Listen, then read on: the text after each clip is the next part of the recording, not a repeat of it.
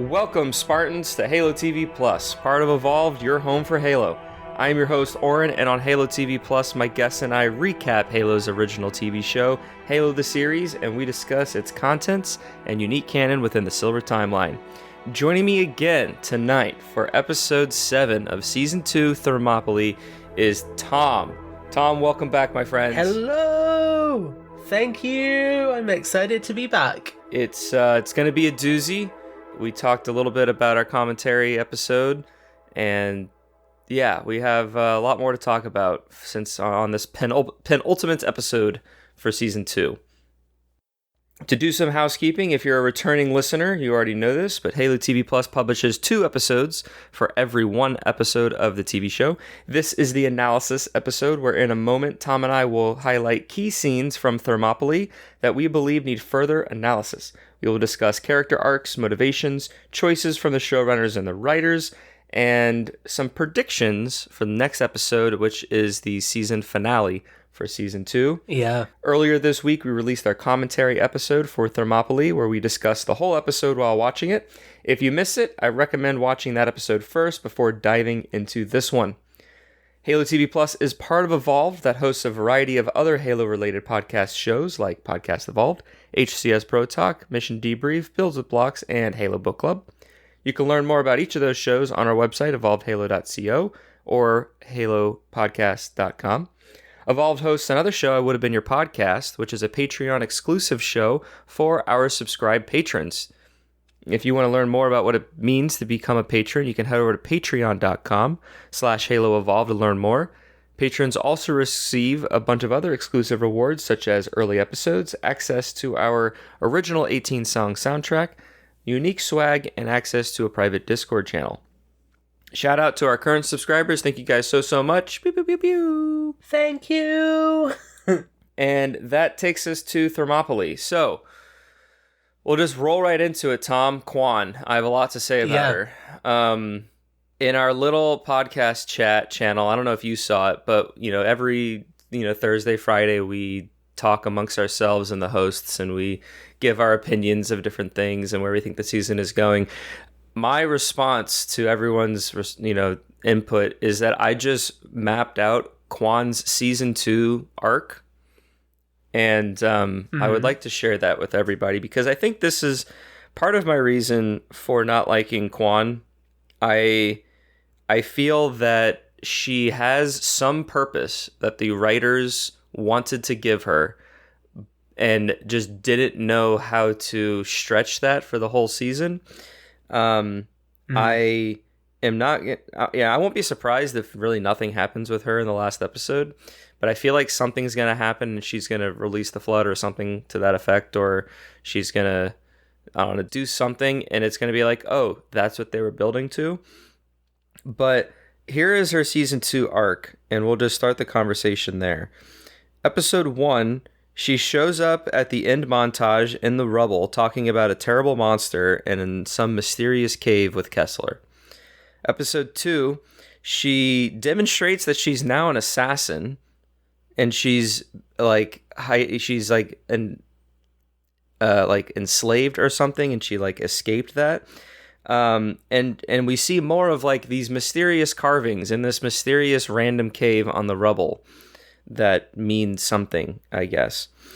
Episode 3, we get a little bit of glimpse, and this is probably my favorite moment of Quan this entire season so far, where she talks a little bit about the guilt of losing Magical and being glass, because she feels that she has an obligation to protect it. It's been handed down from her by generation of the Quan family to protect Magical from whatever, the monster or whatever it is, but it gets glassed by the Covenant, so she feels some sort of guilt.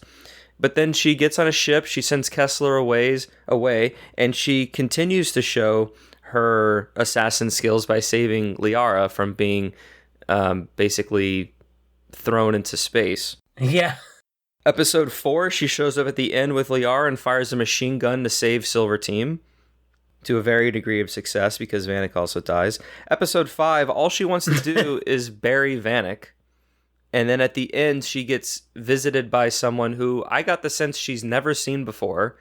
It would have been more interesting if she maybe had a dialogue with this person, as if she's been talking to this person for a few times, but I get the sense that she's never seen this person, this woman mother character from episode 1, actually, that John talks to. And this planet mother elder person tells Kwan to not deny her purpose and calls her a protector, whatever that means. Episode 6, she literally jumps down a well, reunites with Halsey, who then reunites with Miranda in Foreign Architects. And then in episode 7, she solves a Forerunner puzzle to get them into the this cavern, or the library is what I'll call it, because that's what we think it is.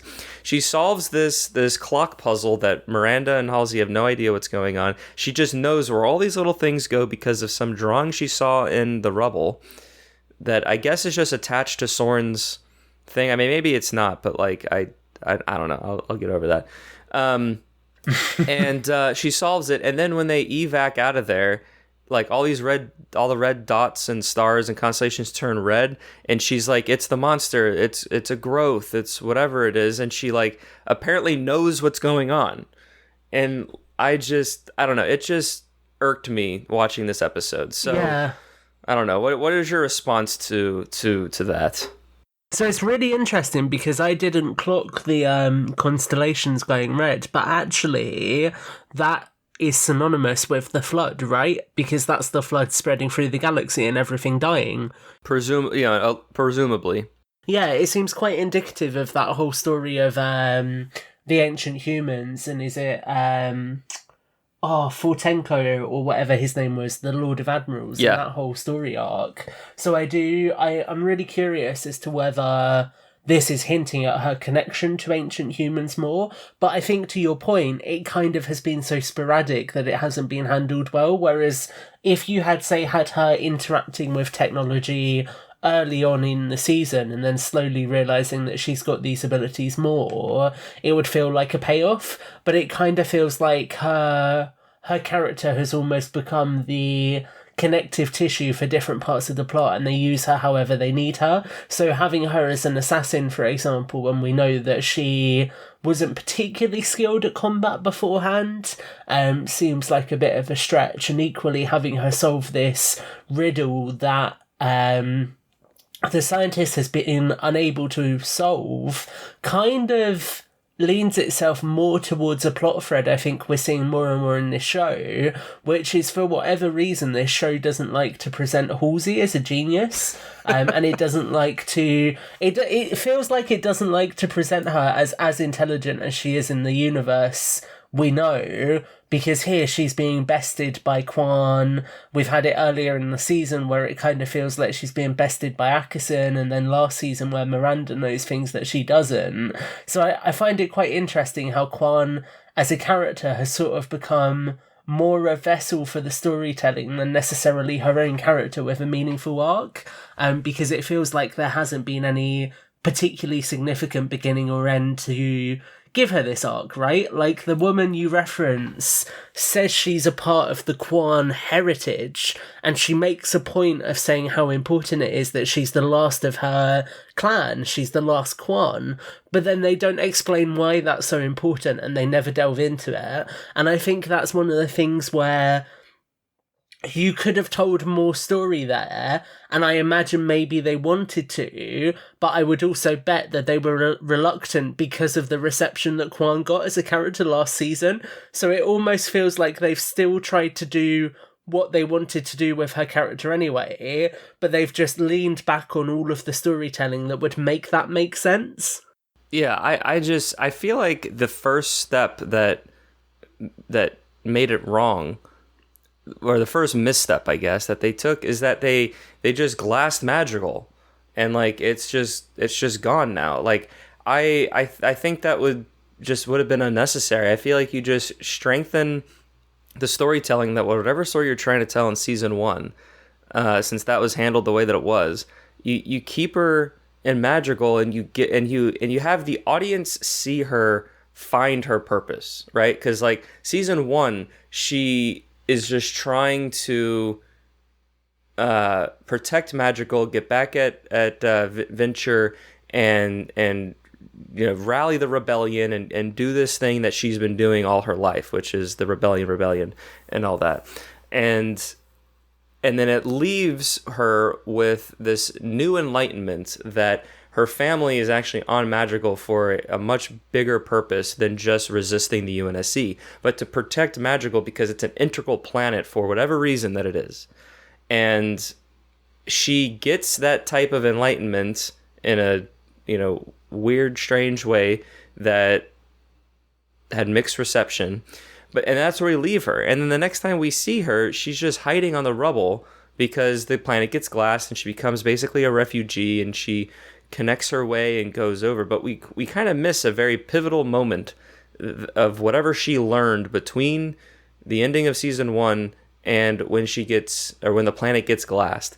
And I think that is really where we should have found ourselves back with Kwan, because then we can learn what her purpose is and what she is trying to do and what is motivating her.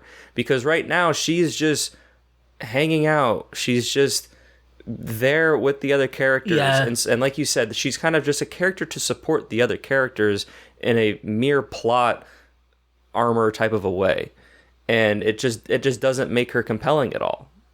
Yeah, and I think you're spot on that we should have been back there learning what she was learning, but kind of where I was saying because of the reception of the character they were reluctant to do more with her, I have a feeling that they had a story arc plan that would have given us that flashback that explained it, but I reckon they saw the feedback for season 1, realised that Kwan wasn't the most popular character with the audience, and so then decided to not do a flashback sequence focused on her because they were worried about the reception of it.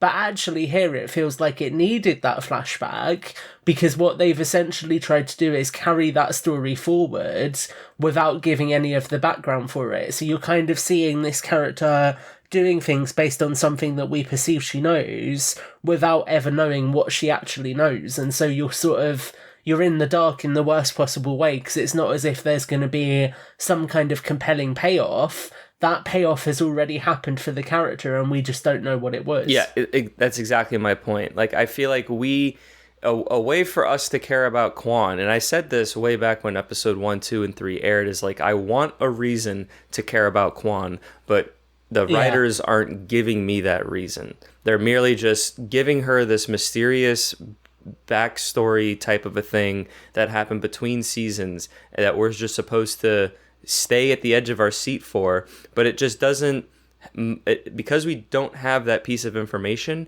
it's hard for us to care enough for her and to see where her motivations are coming from, and to where they just seem reactionary as opposed to being more determined. Like, we know Chief is acting the way that he is acting because in episode 1 we see him fight with the Covenant, we see him see McKee, and we see him save Perez. And then when he goes back and he tries to warn everybody, hey, this is the experience I just had, we need to do something about it, and Ackerson says, oh no, that didn't happen, you're lying, you have trauma. And Kai says, I killed McKee, you're crazy, Chief. Like, and then Keyes is saying, you have to listen to the new boss now, that's what we got to do, and completely stonewalling him. So like, now we feel Chief struggle because we see where his determination is coming from, we see what he's trying to do, and we're seeing the opposition that's getting in his way. For Kwan, there's none of that. It's just, she's there and she shows up, she goes in the shadows, we get a little bit of her cryptic talk, and she seems to be a little bit more confident in herself compared to the season 1 Kwan. But again, because we didn't see that change, it's just not rewarding and we just don't care about it. So that's something I was hoping we would get to, and we saw a glimpse of that towards the beginning of episode 3 when Kessler and Liara are in the hangar bay, and that's where she talks about, like, I failed my planet, it was destroyed, I was supposed to protect it, and I thought that I was like, okay, this is the episode, but we got just a glimpse, and then it moved on, and then she did what she did and all that kind of stuff. So yeah, I just get frustrated because there's potential there, but it's like it's just not written the way it needs to be written, and it's no fault of the actress or anything. It's just the way that the writers are doing the story. I think my gut feel with this season is that the feedback for season 1 had them reeling a little bit. And so I get the sense that they've distanced themselves from it while still wanting to continue some of the story. So I think the issue that we have with Kwan, where it feels quite disjointed compared to where we've seen her last, is very endemic of the issue you have with, say, Cortana in this season, where she's just removed from Chief and we don't get any more explanation. But also equally the issue with Makee still being alive when the last time we saw her, Kai had killed her. It feels like it wants to ignore all of those things and almost reboot itself as a story, which I think makes sense because it's gone a lot more in a direction that I think resonates with a lot more of the audience, and I think the generally more positive reception of season 2 says as much. But I think the sad side effect of that is you have quite a disjointed bridge between season 1 and season 2 that sort of gives you a lot of questions and not really any answers. Yeah, and I think something that I've now just kind of also looked at is when you look at the game Halo Infinite, and I'm gonna spoil Infinite for those of you who haven't played it, but it came out like 3 years ago. There was a Halo game that came out 3 years ago? What? So Halo Infinite Halo Infinite did what season 2 is doing right now, where you get thrown into a story after like 6 months or something, however long that it was, of time that has passed. And you play the game and you learn what happened in that sort of branch of time. And really the only payoff you really get is just knowing what big giant event happened up until, when Cortana, what I kind of forgot what she did, but she basically sacrifices herself to blow up the ring, more or less. Kind of a thing. So that happens, but you don't know that happens until the last mission of the game, and it's told via this like projection flashbacky type of a storytelling mechanic. And it's like when I finished playing that game, my biggest criticism for Halo Infinite was like, well, I would have rather just played the game as it unfolded of what happened in the last mission, and then now you put me on the ring, and then now you can literally tell whatever story you want that's in front of me, and we close the Cortana storyline, we understand what Atriox is doing, and we have, we're always going to be mad at Hesheram no matter what, and so it kind of just feels like the Halo TV show is doing the same thing. Like, we don't know why Makee survived. We don't know how. Will we find out in the last episode? Maybe. But why not just tell us in the beginning? Like, we barely know what happened with Chief when Cortana got removed. Like, we just know that it happened and it was fine, and Parangoski basically blackmailed Cortana because Cortana was like, don't kill him, and she's like, well, what are you going to do for me? Okay, I mean, she's an AI. Parangoski can do whatever she wants with her, So it just seems that they were trying to do this soft reboot, which Halo Infinite was trying to do as well. And again, like, just the way they've unfolded the story is just like, well, why not just tell a cohesive story from the get-go? Give us the pieces that we need, and then throw our characters into opposition and hardship and conflict, and we'll see them on the other side, instead of this like shit, balancing themselves on this line of like keeping mystery to keep us intrigued, and we don't know the whole picture, but we're seeing all this stuff happen, and it just leaves, at least in my opinion, I don't know, maybe this doesn't bother other people, but in my opinion, it's just a little bit more frustrating than I want it to be, because there are some really great moments in these episodes, and I think definitely as a whole season 2 is better than season 1. But just the overall storytelling, now that we're almost at the end and I'm looking at it in kind of hindsight, is still rocky overall. Yeah, I think that's a really fair observation. I think it does boil down to what we're saying, which is actually, I almost get the sense that they're too scared to acknowledge those things from season 1. Like, the criticism of that season was perhaps so much that they would just rather we forget it. And that's fine. And I'm sure, as seasons go on, not acknowledging that isn't going to be as problematic, right? Because more time will have passed by that point. But when you're in the season that's straight after it, it's really noticeable if you have these quite blatant gaps in the storytelling that aren't being filled. And I think it's a shame that perhaps they weren't able to find a more cohesive way to connect the two, because actually, yes, season 1 did a lot of things that didn't necessarily resonate with me and didn't necessarily resonate with other people, but I don't think it was so bad that there was no way to continue to work it into the narrative for season 2. Yeah.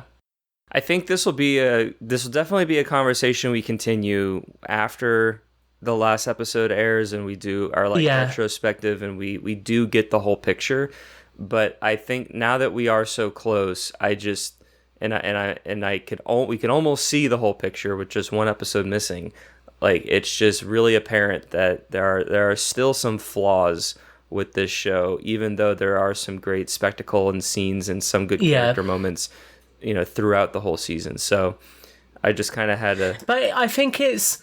When it comes to Kwan, for example, I think that's a really good example of what we could have had for a second season. Because going back to... I'm trying to find it, the ending scene of season 1, when you get Kwan, and I'm sure that you had the Monitor as well in that ending scene. Yeah, basically she was having her vision, right? And because she inhaled whatever drug or whatever that those witch people, mystics, I think they call them, those mystics gave her. And so she was fighting Chief and that whole weird thing. But then she eventually sees her ancestry, right? And there's a long line, kind of like an Avatar moment, The Last Airbender, if you're familiar with that show. And and you see all of her ancestors, and she speaks to her father and all that, and you do see the well, the same, or a very similar, if not the same type of well that we see in the Onyx episode when they're on Onyx. And we do see a monitor pop up, and a monitor presumably tells them, I guess, of some monster that they need to protect the planet from, or whatever. That's basically all we know.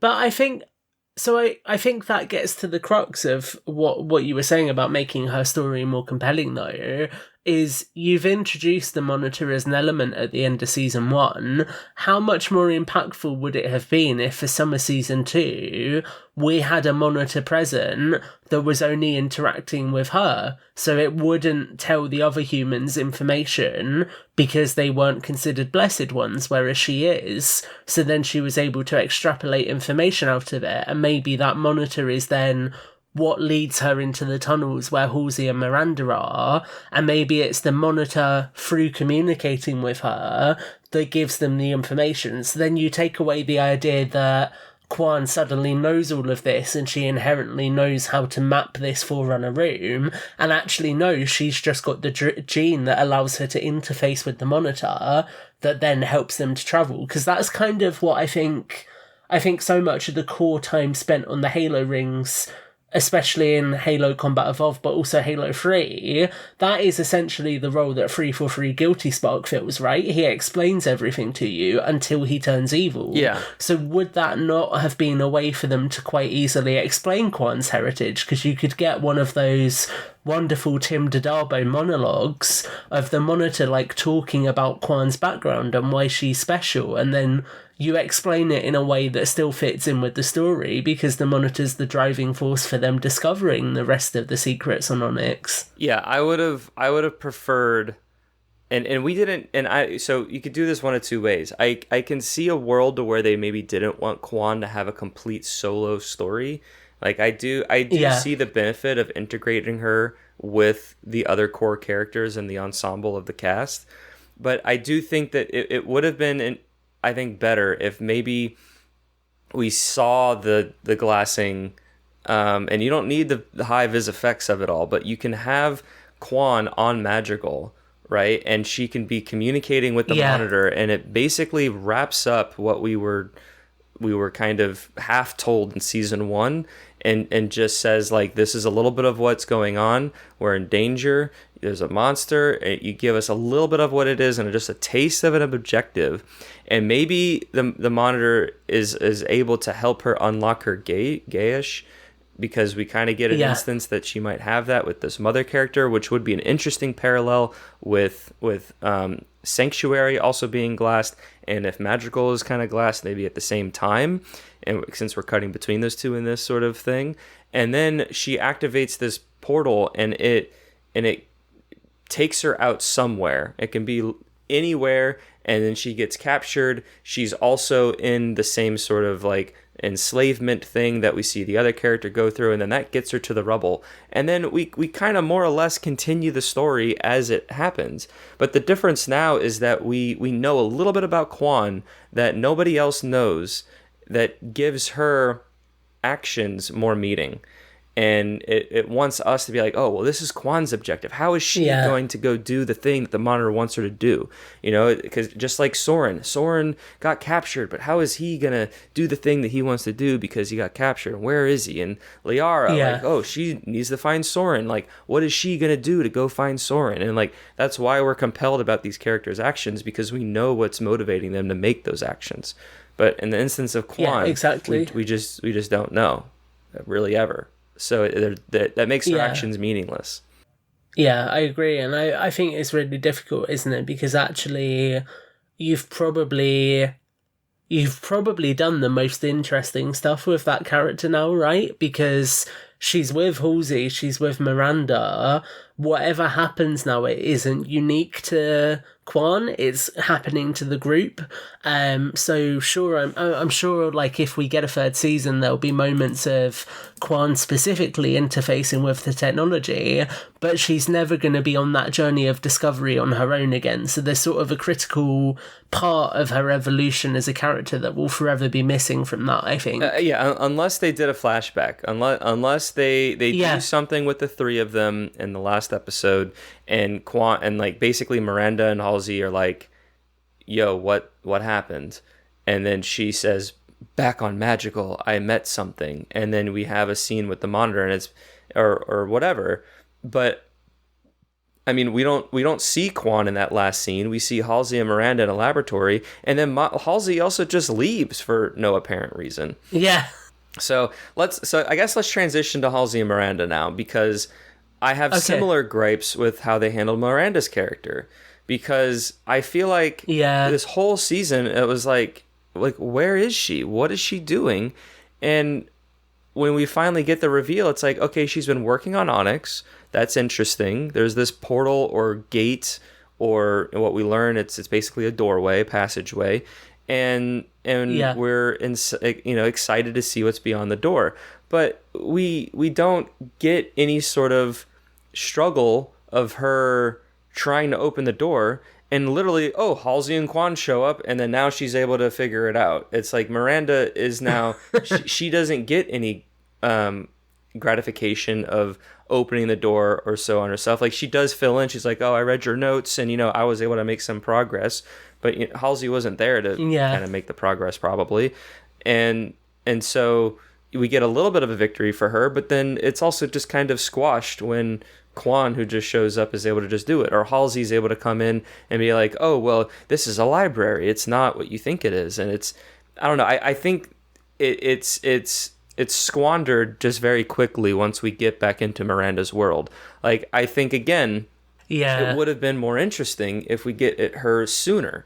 And it's like we see that she, like, maybe she's being led by someone, and it's like, we're reopening this project that was closed for years, that was started by Halsey, and it could be Parangoski maybe telling her all of this, and then they turn on their lights, and then they did the big wide shot, and it's like this door, and then Miranda's like, oh, this is great. And then now we're like, oh, cool, there's this door that Miranda's working on, and then you just cut back to her every other episode, and they discover a little bit something about it. Or even that as your post-credit sequence, right? Like Agents of S.H.I.E.L.D. used to do that really well, where after each episode in the first few seasons, they'd have like a minute-long post-credit sequence that would be setting stuff up.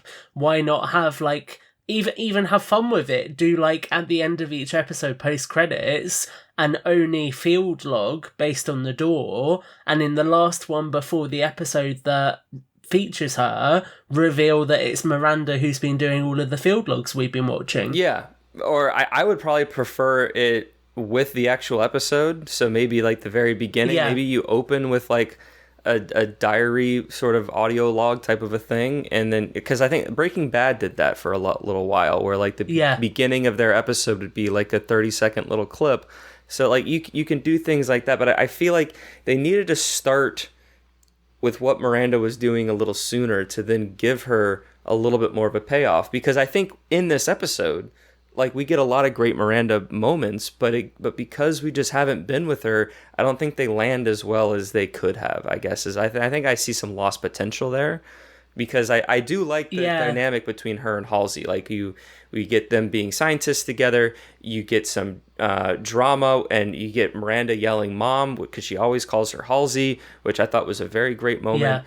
They bond over the idea of just learning new knowledge and getting this artifact and what is it. And like I just think that could have been shown a little bit more. And maybe you don't need Halsey for all of that because Halsey in the first half of the season is under Ackerson's control, but to kind of see that happen with Miranda just could have been handled better, I guess, in my opinion. Yeah, I think there could have been more reflection on the loss of Jacob as well, because actually the loss of Captain or Admiral Keyes tends to go quite quickly. Like you have that initial moment with both of them reflecting on it, and then that's really it.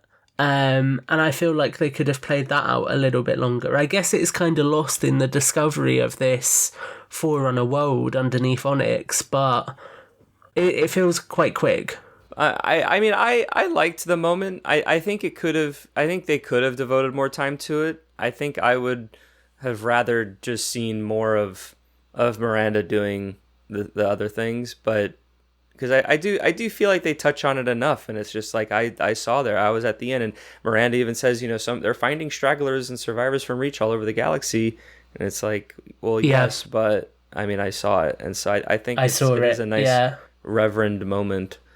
But I mean, they could just expand on it if they wanted to dive deeper into the characters, and maybe if they had more screen time and more like time for this show. But I mean, I don't know, some of these episodes are an hour, like the episode 5 Valeria was I think over an hour long, and every single other episode is like 40 to 55 minutes depending upon what's like Reach is 45, and it's like if screen time is a little fluid like that, then why not add another 2 or 3 scenes? You can make them relatively cheap compared to other expensive set piece scenes, if budget is a thing. I don't know, it just seems odd to me that like they don't need to always have hugely sci-fi stuff, or I don't know, we're getting a little in the weeds of it, I guess. Do you know what I tell you what, this is a completely random thought, but something just popped into my head while you were talking about more scenes, and especially with the fall of Reach.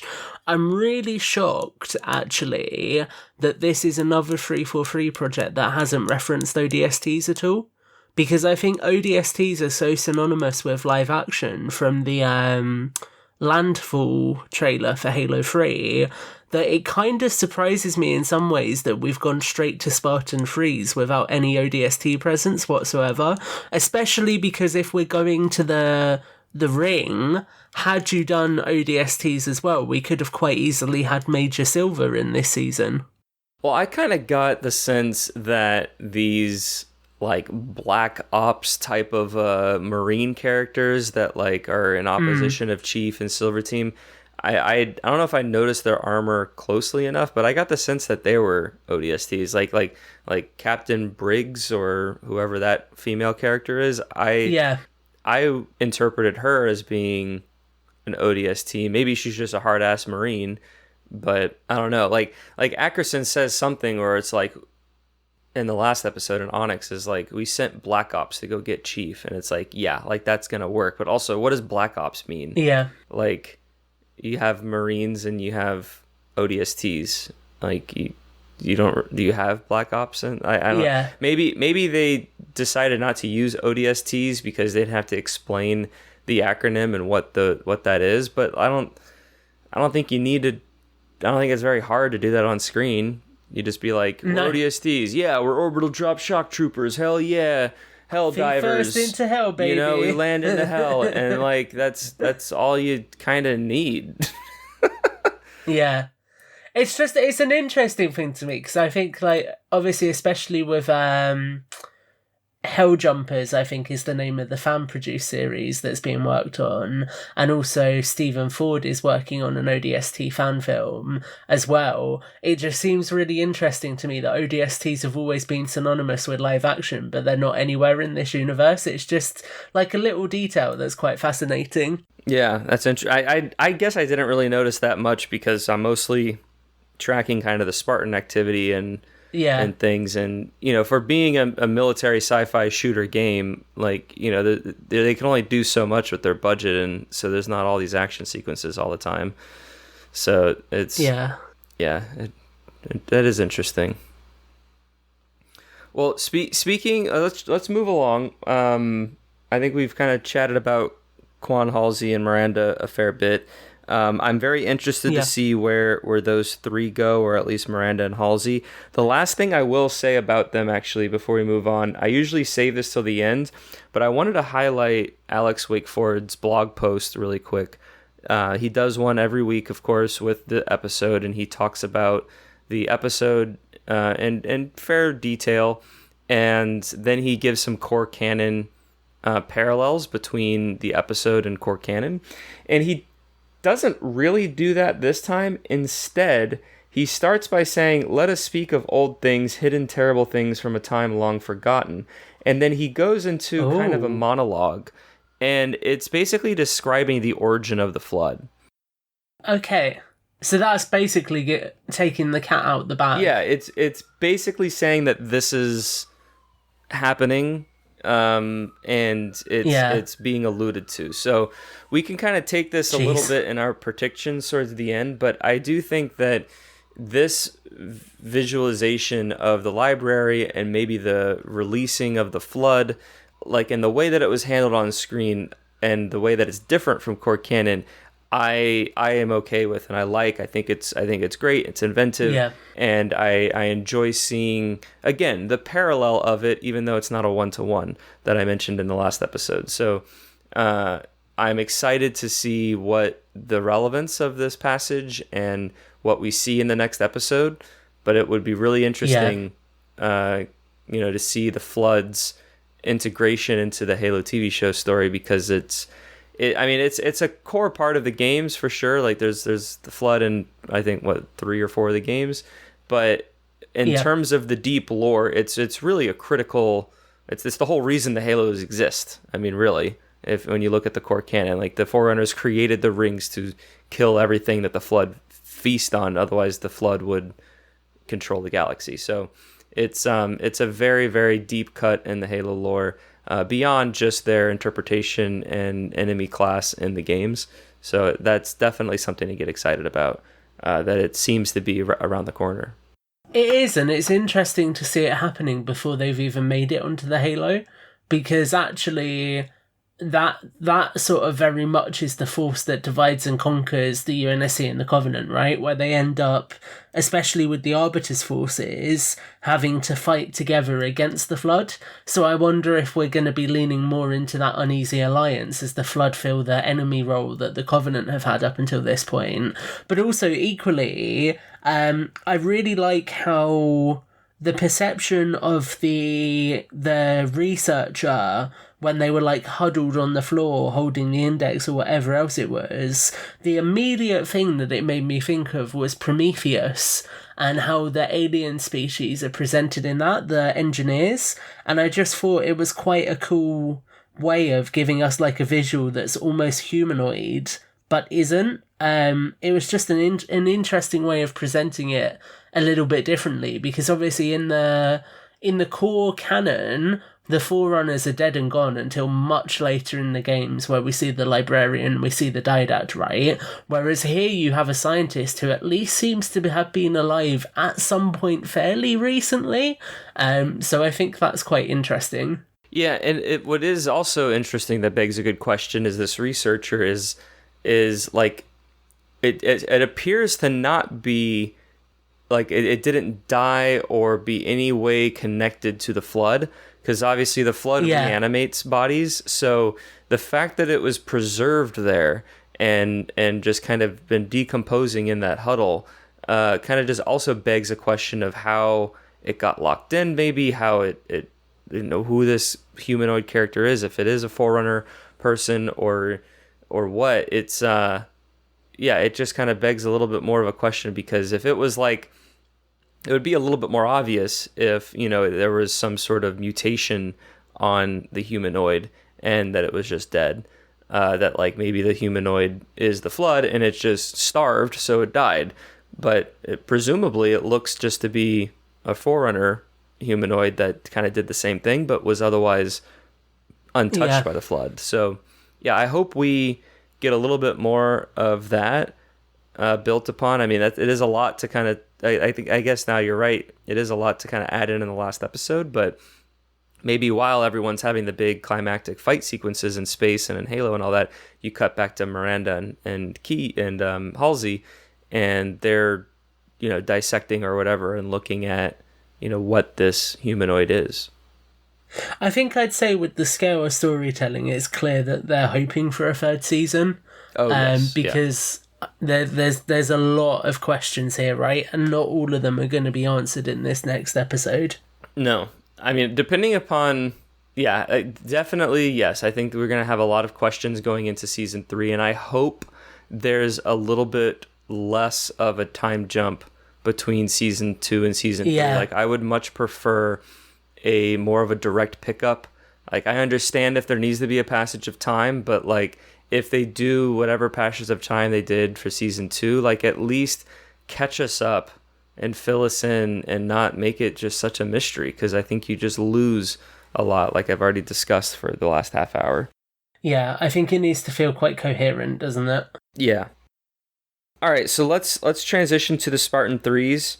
So they were introduced last episode. They're a big talking point this episode, and they seem to be an integral part of the final fight and final stand in the remaining episode. I asked this to Aaron, who I had on last week, but what is your opinion of the characterization and implementation of the Spartan 3 program and their just overall TV adaptation compared to core canon? Like, do you like what they're doing? Do you think there's areas to improve, or somewhere in between?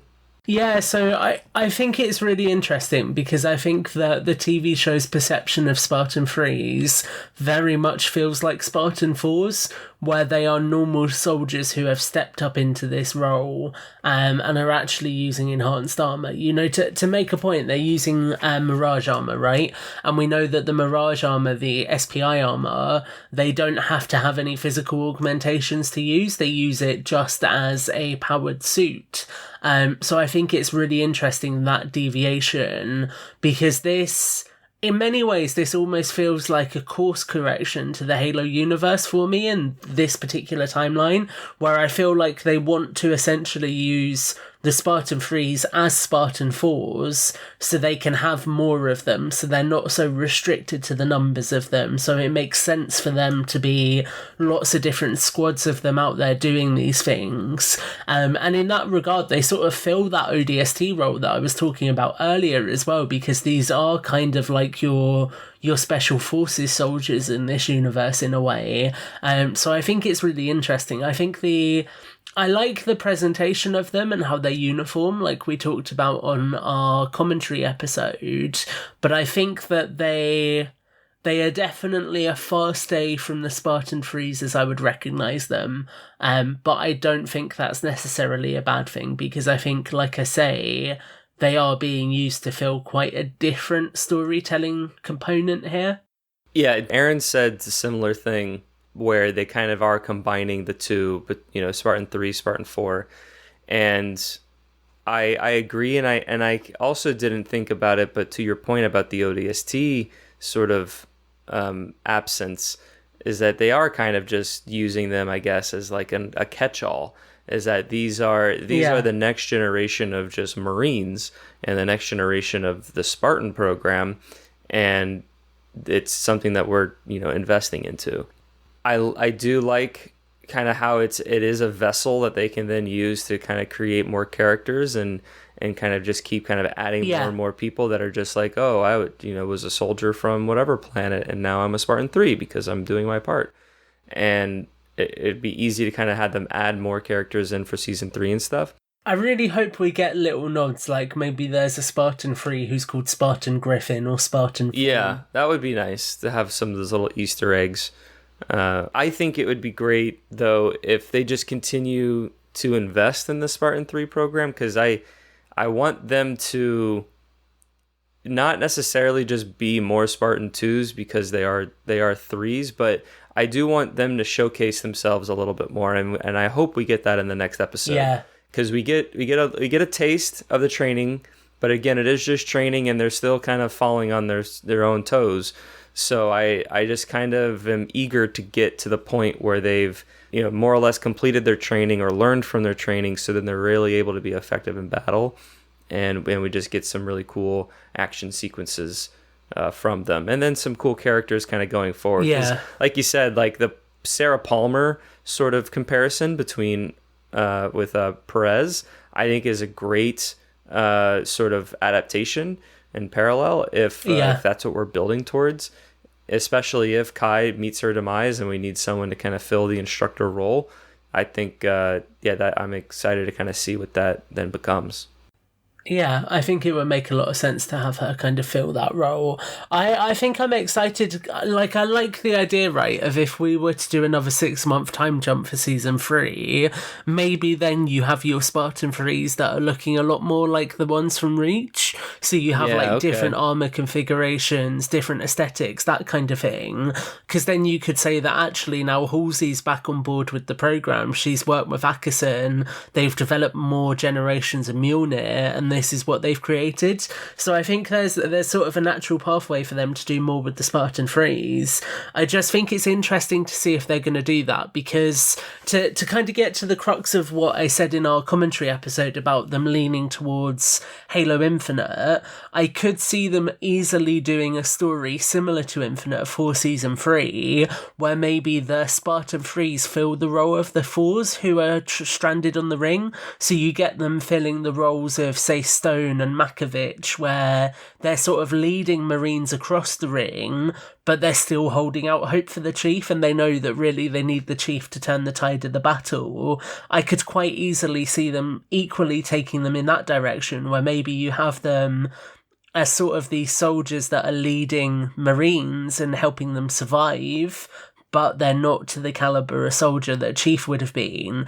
And I think that kind of makes sense with the direction we're going in, where we don't have Riz, we don't have Vanak anymore, and Kai has gone to deploy with them. It gets you very close to the narrative of CE, which is Chief as the sole Spartan, because he is the only Spartan 2 in that game, and I think they could easily do that as him being the only Spartan 2 that the Freeze and the Marines are looking up for and need to save them. Yeah, I agree with everything that you're putting out there, that it checks out and it narratively could happen and it makes sense. I would just be so crushed to not see Kai, because I love Kate Kennedy. Yeah. And yeah, she's just a great actress, and I really like her character, and it'll be sad to see her go if she does meet her demise. But yeah, kind of, I guess, transitioning a little bit into what we want from episode 9 or episode 8 for Halo is, if we were to go off of this sort of setup for season 3, then you would need Chief to somehow get Cortana and then find his way to the ring. Either he crash lands or he lands there trying to reach the control room. and access the index if he, figures all that out in one episode. And then you would need Perez and Kai to infiltrate the cruiser and try to deliver the spark, or the spike, and then Kai ultimately sacrificing herself. All the while, Kai and Miranda and Halsey, just getting everybody's name wrong, Miranda and Halsey and Quan are doing whatever they're doing on Onyx to try to access Forerunner or the Monitor or whatever. Maybe they do a portal that goes to the Halo, but I said this on the last episode, I don't really want them to just magically get into a portal that just magically takes them to the ring after finding the ring's coordinates and all that stuff. And even finding the ring's coordinates was also kind of just tomfoolery, I think. Yeah. Like, Cortana just projected it, and then it was that easy. Like, I don't know. Oran, I've had a brainwave. I've had a brainwave, and I need to hit you with it. Okay. Because I think this could be incredibly impactful, right? So, hear me out. What if the parallels to Infinite are greater than we realise, in the sense that Chief decides to try and save the Spartan Freeze, so he tries to rescue them, but he fails. He's too late to get to the ship before it explodes, and the season ends with him just floating in space. And then your season 3 can be the UNSC arriving at the ring to rescue him, getting shot down and crashing on the ring. That could work. I'm saying I'd be all in for that. I just really want the Chief and Cortana relationship to come out, because in Infinite we don't really have that. We do have the weapon a little bit, but what makes CE partly so magical and great, and even the original trilogy, really just Halo actually, is the Chief Cortana relationship. And so if we do this sort of pseudo parallel with the events of Infinite, then I would at least want sort of the CE character relationship that Chief and Cortana have. And we kind of see that unfold. And I think kind of having that mesh and that melding of CE and Infinite, I think could give us a pretty exciting third season with, fighting the Flood, and maybe we get some brutes or something in the mix too, or whatever. We get the Great Schism. Just throw Atriox in, because why not? Yeah, why right? not? I think, it's like I said, it's definitely, it fits narratively more so than other things, and they're just pulling different aspects of the universe and kind of melding it into a big pot and just seeing what happens and putting it together. So I think, there's so much that they can do with a season 3 if they get this last episode right, and I think that's what I'm so fascinated to see, is where are we going to end? Because everything, my gut is telling me that Kai is going to die saving the Spartan Freeze, and then the Chief and the Spartan Freeze will go to the ring. But I'm curious as to how that then plays out, and how do you parallel Halo Combat Evolved if actually you only have Chief and this small strike group on the ring. So there has to be something else that happens, to your point, to bring Cortana back into the story, to bring Ackerson, to bring Parangoski, to bring Halsey and Miranda. There's got to be something else there, and I don't quite see yet how they can do that in a way that won't feel rushed, unless we stretch it out so we don't actually get onto the ring at the end of this season. I mean, I would love and really prefer, because like if you're going to keep all of these characters, right, and something that I actually did like at the end of Reach episode that didn't really go anywhere in the Ilaria episode, is that we effectively had all of our main cast in the same spot, minus like Ackerson and Kai and Perez, but like almost everybody else was on Ilaria, and they were all on the ship. And I was like, you know what? I don't hate this, because all these different characters are doing their own thing. They have their own different motivations.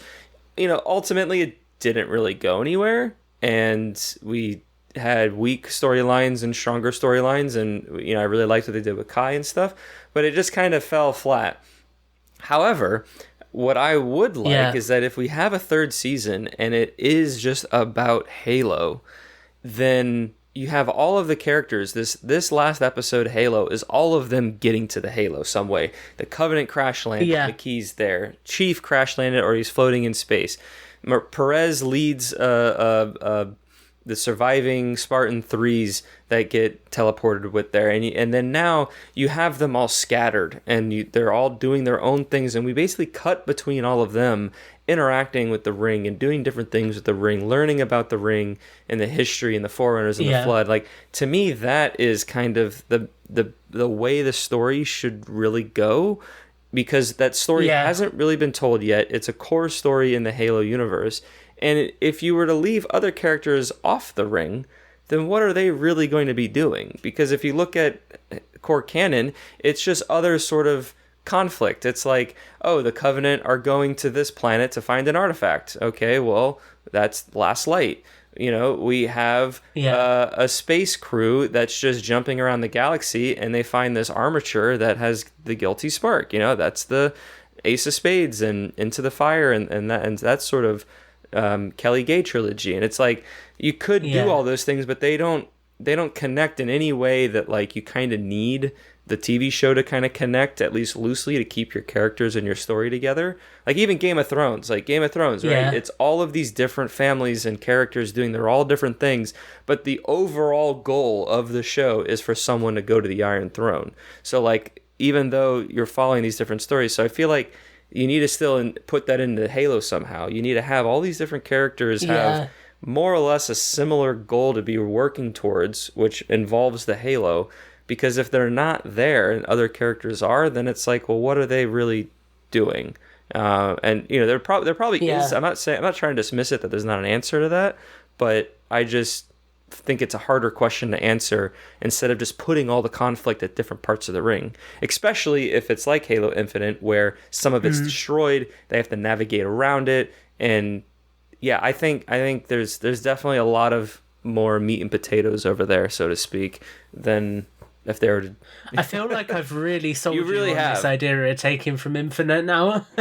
I think most fans would be like, no, we need the story of CE, but it's like, but just think for a moment, if you had the story of CE in the environment of Infinite, like, it would be... Yes. You could still do the same thing, but it's new, it's different, it's fresh, but it's also familiar. And I think that is a little bit more enticing to me as a viewer, knowing that this show is based off the franchise and it's not a one-to-one remake.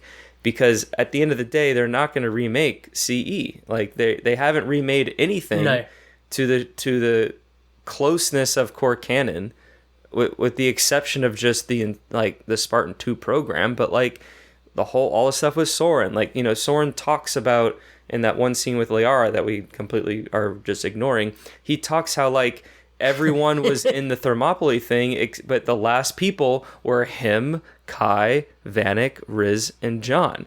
And so he, you know, Soren in a way is taking up the role of Sam, because like in the early parts of Chief and Kelly, like, it's the first three, I guess, fire team, if you want to say that, was John, Kelly, and Sam. And then later Linda came along and it was the four of them. And then when Sam died, Fred kind of came into the picture. But, you know, Soren is, you know, and they're changing so many things. Like, fans are just going to be disappointed again if they just assume that season 3 is going to be CE or a mixture of CE. Because one of my predictions in the beginning of the season was that a season 3 at the Halo would kind of be another meld, but not of Infinite, but of Halo 2, and kind of just taking CE and Halo 2 and kind of putting those events that happen on the ring together. Because Halo 2 kind of just redoes CE in the sense of them going back to the ring. They're fighting for the Index. They're preventing the Covenant from activating the ring. You know, the very similar themes going on. And then in Halo 3, it's more or less the same things, but on the Ark. They're going to the Ark. They want to activate the ring array, or the Halo array from the Ark and all that. So I've already kind of have that mindset of melding and merging games together, but I just didn't consider Infinite. And now I'm sold and would be perfectly happy if that happened. Okay, well, Paramount, if you want me to write this for your third season, just hit me up, you know? I'm going to say it. I'm going to pitch a sequence to you, Oren, that is going to blow your mind, okay? Are you ready for this? Imagine, let me just find the name so I get it right. So bear with me 1 second while I do some live research here. Okay, imagine Halo Combat Evolved, the level Guilty Spark. Chief is proceeding into the swamplands and enters the facility to find out what has happened to Perez and her Spartan-free fire team. And our flashback isn't a group of Marines fighting the Flood for the first time. It's Perez leading a team of Spartan-frees into the facility and being ambushed by the Flood. I would be happy with that. Hell yeah. It'd be a good, and you film it the same way. It's a great homage. And yeah, and then that's how and then maybe Perez again is the sole survivor. It's just like on Sanctuary. Yeah. And she really wears that plot armor. Perez is the Sergeant Johnson of this universe. Now, that's another thing. Like, I feel like they can't add Johnson in this show because whatever iteration they added, it just won't live up to the insurmountable shoes that the games have brought him into. So I feel like Keyes was kind of filling that role for a bit, to the point of him then sacrificing himself. Like, he did have the baseball cap similar to Johnson. He did, and I even gave that parallel when I did that episode with David when he got the pipe that he always has in the books. It kind of reminded me a little bit of Johnson lighting a cigar at the end of the legendary ending of CE, where he's with an elite and he's like, "Hold me," and they hug. Yeah. So I don't know if that was intentional, but that kind of sparked my mind. I think it's interesting. It's interesting more broadly, right? Seeing all the parallels and the differences and similarities, because I think that what this season has done really well, and I won't go into this too much because this is for your season retrospective more so than anything, but I think it's taken a lot of the core themes of Halo and has found new ways to explore them. So for me, that comes chiefly down to heroism and the way they've presented Chief's mythology in this season, but also the idea of right and wrong and ethical morality and the way they've presented that through Oni. I think those two beats are really strong throughout this season, so I'm really interested to see what beats they're going to choose to pick up and interweave into storytelling on the Halo ring. Yeah, it's definitely interesting and exciting to think about what they might come up with. I mean, like I said, I think I'm still a little lukewarm with this season, but as a whole, it's better than season one, and I have been enjoying watching it week to week. So I'm confident what they do for season 3 I will enjoy, but obviously I want it to be as good as it can be and the best of the best. So but yeah, I've been starting to think about my post episodes, I guess, if you want to word it like that. Yeah. And trying to see what topics we can talk about, and we'll reveal what we come up with next week. But before we wrap up, we are approaching an hour here. Is there anything else in Thermopylae, whether it's a character that we haven't spoken about, or an event or a relationship, that kind of came to light in this episode that you want to touch on before we wrap up? Yeah, I think really for me it's just a combination of Parangoski in this episode. And I think in this episode you really, really see how much she's been playing everyone. From her playing Chief earlier in the season as meeting him in the cantina, acting as if she's his ally, to now seeing how she's been playing Ackerson this whole time. I think it's a really, really interesting way of fully pulling the curtains back on just how many layers of manipulation there are to that character, and I think it's been handled so well throughout this season because she is absent for a lot of the season. We think for some of the season she's not working for Oni at all anymore, and what this really does is reveals that those perceptions are wrong, and actually she's been the puppet master the entire time, and I really, really like that reveal. Yeah, I remember when she first said that she got sacked, like, I even thought to myself, I was like, you don't get fired from Oni. Like, if they don't want you, they kill you. Like, so I just kind of accepted that, and then when it was revealed that she was, duping Chief, I was like, oh, okay, that makes sense. And I was like, well, you got me, because I kind of questioned it as well. But yeah, no, to your point, I agree. I think how there it is again. I think Parangosky is again fairly true to her core canon persona and character, that she is always 4 steps ahead of everyone, or at least she tries to, even if she's not on the right sort of thinking or pathway, she's at least ahead and monitoring everybody else around her, and she uses all of her resources and is highly in control. And I like kind of the free reign she really has this season. Season 1, she seemed to, be a little bit monitored with the board and with Lord Hood and all that. But I guess those characters are just gone or something, or maybe they died at the Battle of Reach, and so she's kind of, controlling and leading everything in Oni. So it's nice to see her have that position of power and hold that. And it just makes me think kind of going forward, because I do like that dynamic and wouldn't mind seeing just more of it.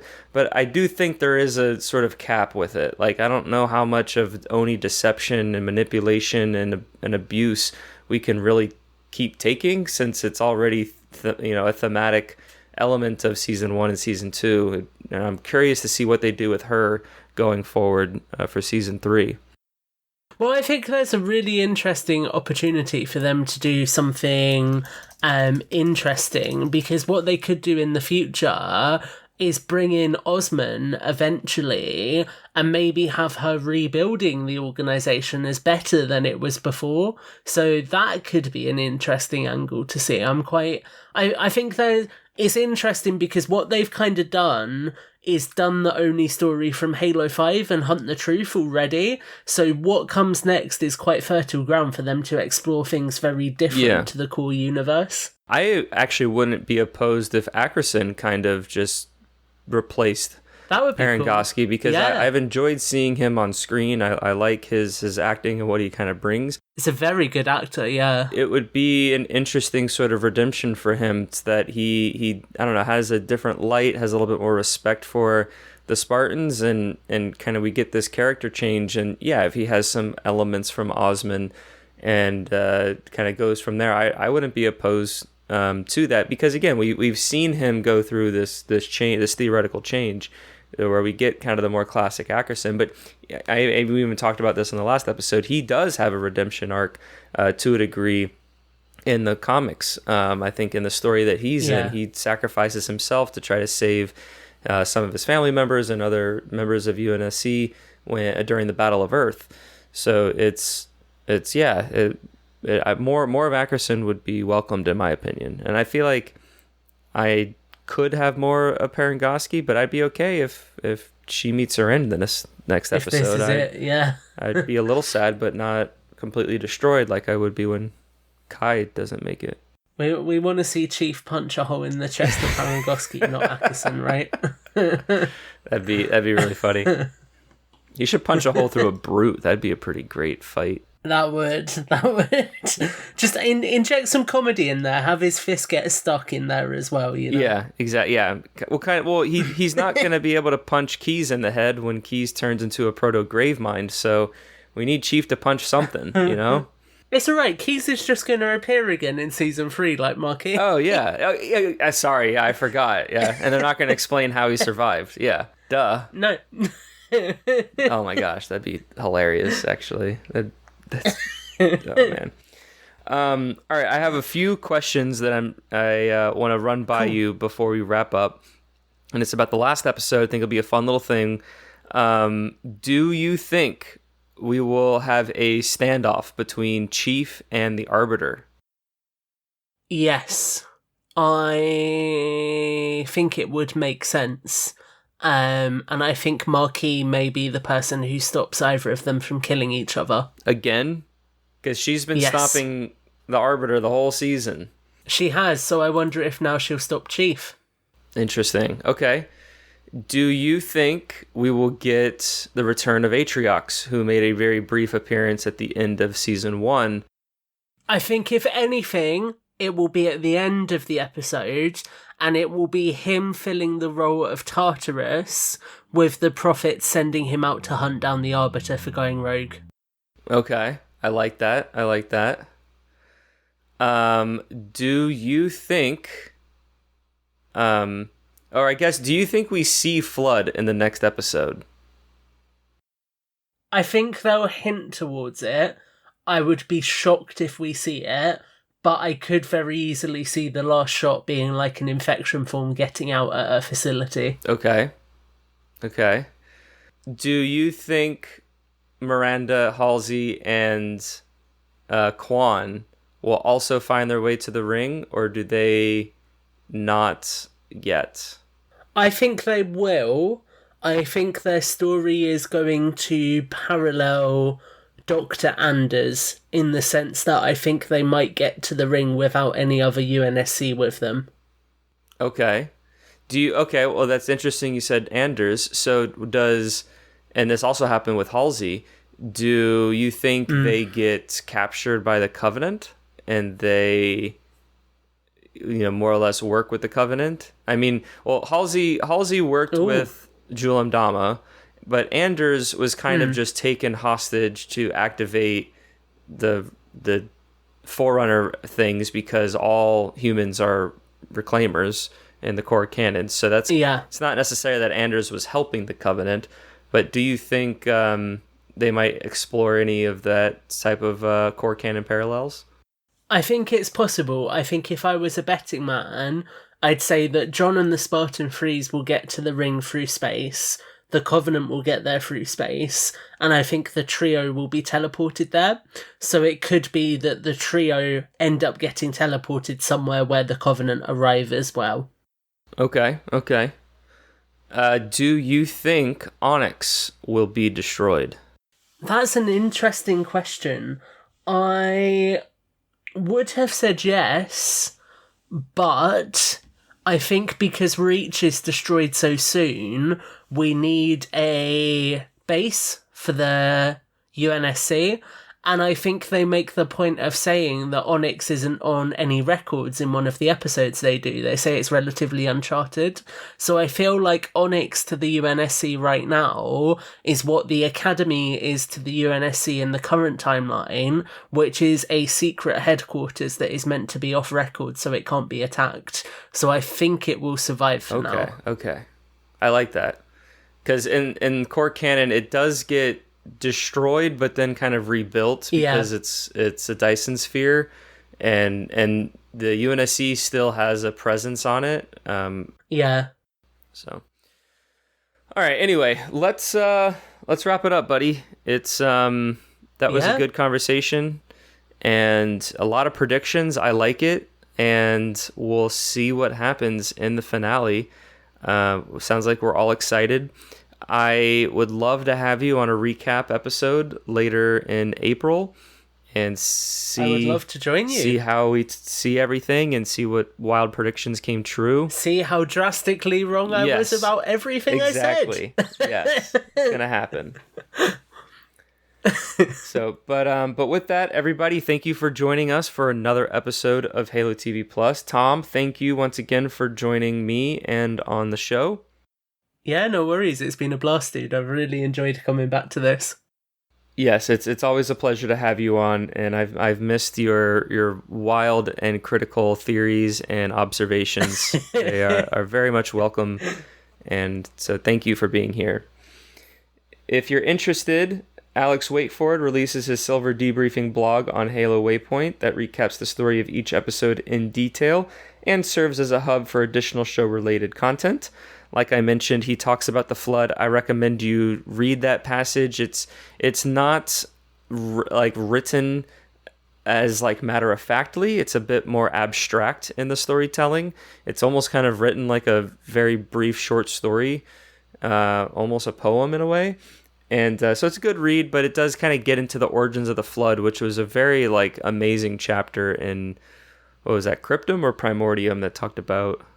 It was one of those books that talked about the flood. I think it was Cryptum. Don't look at me. I need to read the Forerunner saga. The Forerunner saga is a good saga, but I forget. Primordium and Cryptum kind of blur together for me. But in one of those books, when they go to the Palace of Pain, I think there's a whole chapter. It's 20 pages, and it just talks about the origins of the Flood in kind of a just one-off chapter, just away from the main characters. It's just like an expository chapter, and it's like one of the best chapters in the whole trilogy. It's like so good. So anyway, so it's kind of like a snippet from that, or a recap. So definitely check it out. It'll take you all of 5 minutes to read it. But like I mentioned at the top of the show, you can find every episode to Halo TV Plus and all the shows that Evolved produces on our website, evolvedhalo.co and halopodcast.com. Also, don't forget to check out our social media, Facebook, Instagram, X, and YouTube.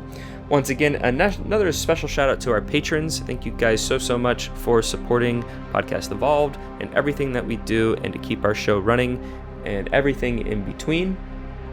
If you want to learn about what it means to be a patron, you can head over to patreon.com/HaloEvolved to learn more. Like I always ask, if you like our show, please rate and leave a review. We appreciate all the feedback we get from the listener base. And lastly, you can email us at podcastevolved@gmail.com or give us a voicemail on our Google phone number 205-EVOLVED, which is 205-386-5833. And until next time, I've been your host, Oran. Evolved!